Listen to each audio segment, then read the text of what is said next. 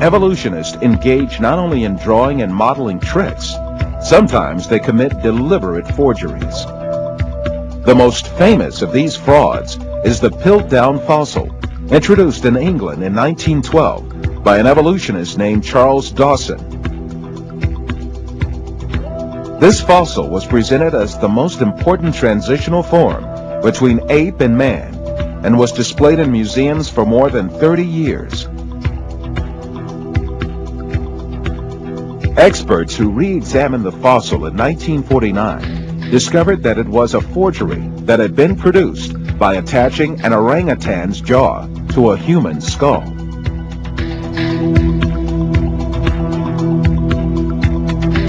Another intermediate transitional form fabricated by evolutionists was the Nebraska Man. This was cooked up in 1922 on the basis of a single fossil tooth. The evolutionists did not neglect to give it an ostentatious Latin name, Hesperopithecus haralcucci, or to make imaginary drawings related to it. It was soon revealed that the tooth that had been the source of inspiration for Nebraska Man in fact belonged to a wild pig. Many other fossil skulls have been presented as great evidence for evolution failed one by one. Neanderthal Man was advanced as evidence in 1856, dismissed. Now, there's a reason for this special program, and you really need this information. You see, math is the language of science, and we have a comparison of the theory of evolution and the concept of creation. We need to see objectively how each would fare under unbiased mathematical examination. And I've asked to come to the studio today a dear personal friend of mine, in fact a colleague, with 38 years of career mathematics professorship under his direction, and 35 of those as a math professor at Kilgore High School, more than 20 of those as head of the math department, 13 years paralleling those as adjunct professor of math at Kilgore College. He's a graduate of Texas A&M University and Stephen F. Austin University, an esteemed colleague and a career mathematician who knows what he's talking about. I'd like to welcome Professor John Hefner. Professor, it's always a privilege to have you on the program. Thank you. It's good to be here again. You bring a mathematical verification of data, and that's what we want. How many people do we have alive on planet Earth today? Well, the last published data I've seen is about 6.5 billion people on planet Earth. And I wanted to mention that, you know, I've come to believe in the term healthy skepticism. Yes. I think it's healthy to examine things, not to swallow everything. Yes. There's always been, you know, mistakes and scams even, and carpetbaggers and all of that stuff. And so in the realm of science, I think it's good to examine everything with a healthy, open skepticism. And unfortunately, in many science settings, that does not exist. You're not allowed to question certain amounts of Darwinian litany. That's tragic. And one is, you know, pretty much this is the story of evolution, and this is the only game in town. And oddly enough, we're not necessarily advocating creation be taught, you know. No, we are really, examining the data. I would not want somebody teaching it that didn't believe it anyway. Yes. But we do ask for the truth to be taught. Yes. And that's all. And the consequences are rather far-reaching. If creation is true, but we're educated out of even considering it as a proper concept, then we're going to face a creator lacking. On the other hand, if evolution is true, we need to be able to verify it mathematically, which is the language of science, and need to be able to verify it scientifically. Let's crunch some numbers and see if the evolutionary model is substantiated.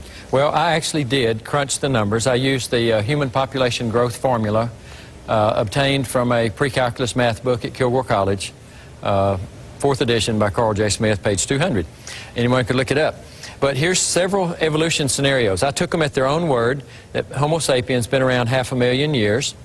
And I started with one man and one woman. Now, we could have, and probably they think humans evolved simultaneously pretty much everywhere, but as you're going to see, they have Let's be kind to them. Yes, they have a numbers problem, so I'm cutting this as much as I can. Yes. I'm taking their numbers from their publications here, and the growth rate is under 0.5%.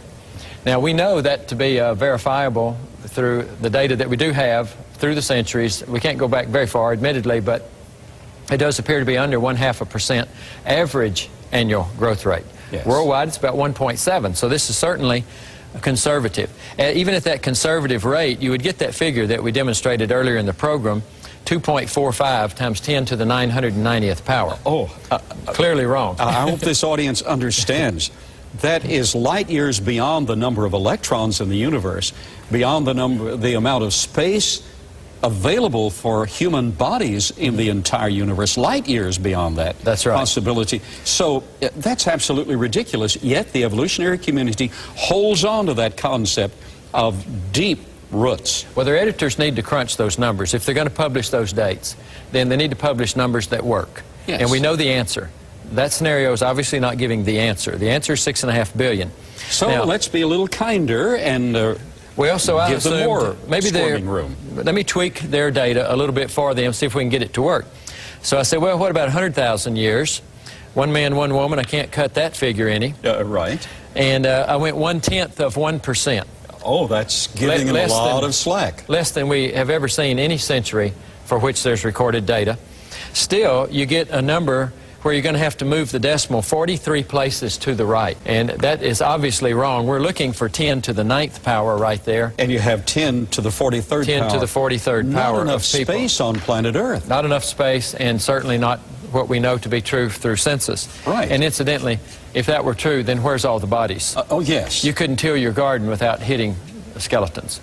And so finally, evolution scenario 3, what if we just go 25,000 years ago? I mean, be incredibly kind. I don't think any of them would truly accept that. They'd push it back at least a little bit. But I said, well, let's just see what the independent computer calculator is going to give us, because we're just crunching numbers. There's no bias in a calculator of any kind. 2 plus 2 is 4 for anyone. Yes. So starting with that, one man, one woman, and an annual growth rate less than we've ever seen recorded, still gives 1.44 times 10 to the 11th power for the population. Now, some may be tempted to say, well, you got an 11, that's close to a 9. Must be getting close. No, that's actually 144 billion. We've got 6.5 billion. That's 22 times our present population. That's 22 Earths worth of people. Yes. So the only conclusion I think you can academically say is, well, none of those scenarios worked. The evolution of humans did not occur. Exactly. So now, to be fair, let's test the biblical scenario. Yes. Starting about 4,500 years ago, after this big death event, which we know historically, if the Bible is to be believed, it was true, it did happen. And with the 4 husband and wife units on the ark, that's 8 human beings, and an annual growth rate of under 1/2%. Yes. We know, tracing the very realistic. The Jewish line, they've averaged about 0.44% throughout recorded history. And the whole world has been about that same rate, under 0.5% average. That would give a world population of 6.5 billion. Well, that's what I call a bullseye. That's right. That's precisely what we find. And it doesn't require a lot of mental gymnastics, a lot of, well, get your eraser out, and we're going to have to tweak this or tweak that to try to make it work. Just straightforward data. Exactly. And I had one challenging professor write to me, and he said, well, I can arrive at this if I just take the growth rate down low enough.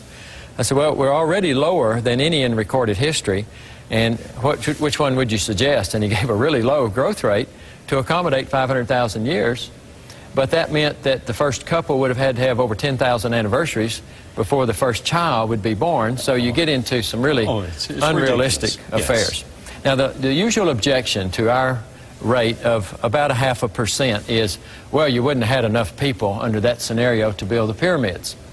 Well, I have several things to say about that. Number one, the date for the pyramids has changed a lot over history, yes. and it's always moved forward. For example, in 1929, Encyclopedia Britannica said that the Great Pyramid was built in 4800 BC. Just 10 years later, on their own volition, they retracted and cut 1,000 years off that and said 3800 BC. Okay. As early as this morning on internet, I've seen 2500 BC, and actually I think there's probably 300 more years at least that they need to whittle, because what we're finding is that the Egyptian dynasties, they were thought to be sequential, and now it is known that they Yes. were by and large overlapping and even Yes. contemporary, if they existed at all. And so if you move that forward any at all, then there's plenty of people that could have built the pyramid. Yes. In fact, could I read a few quotes Absolutely. from the PBS.org website just this morning?